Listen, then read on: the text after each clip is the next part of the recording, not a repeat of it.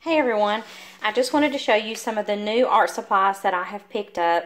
Some of the colors, well, this in particular brand of watercolor I have never used.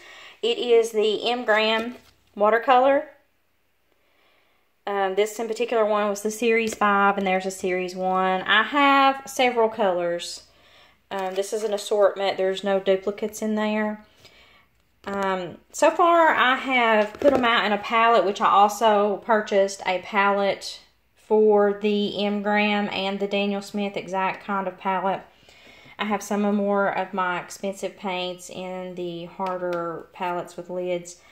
So this is what it looks like inside the palette. They look a little bit sticky. If you'd like for me to do a tutorial on the M. Graham, just comment down below.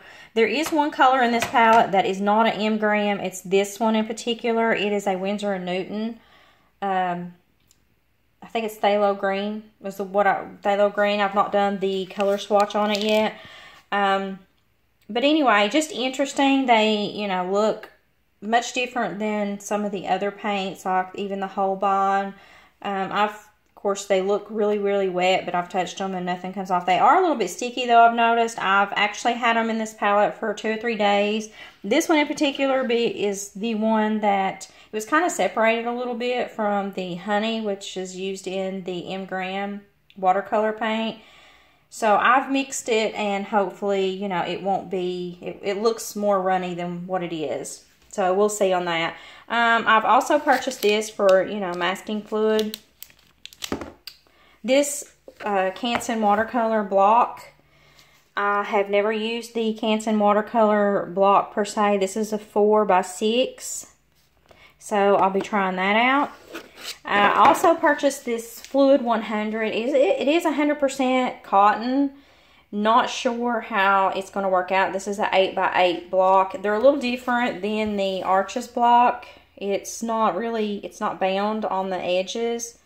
It's not like got a glue like typically Arches has a glue. It does have this little thin paper. You can see, let me get it focused. There you go. You can see right through this clear like tape or something that's over the edge where you can actually see each sheet.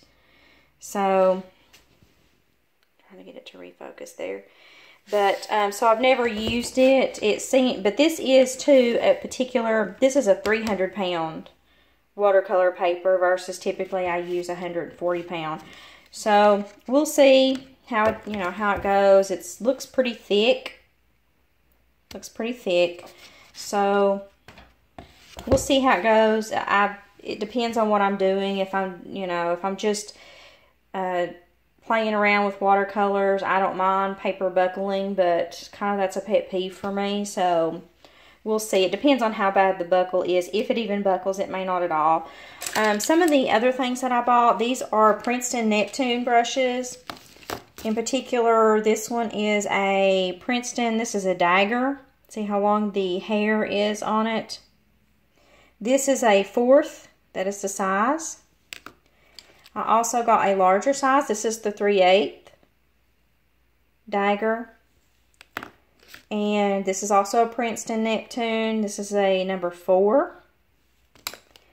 And this is a half Princeton Neptune oval wash brush. That one's really good for small work, but I may try to get a larger one on down the road. We'll just see. I've not used them, never used them, so we'll see how it goes to see whether it's worth putting any money into or not. But anyway, I thought I'd bring this to you guys, and hopefully you enjoy it. If you'd like to see a tutorial on the M. Graham paints, just leave a comment down below and I'll do a tutorial on it and some information, because paints are expensive, and when I buy a paint, I want to make sure that it is the quality compared to the amount that it's going to cost me. In other words, if I'm going to pay a lot of money for it, I want it to be a good paint. If you're not going to pay, but just a smaller amount of money for paint, which there's nothing wrong with, especially when you're practicing, then it's a little different. But when you're paying, a lot of money for paints, then I want it to be a great quality. So just let me know down below if you'd like for me to do a tutorial on the M. Graham watercolor paint. Until next time, see ya!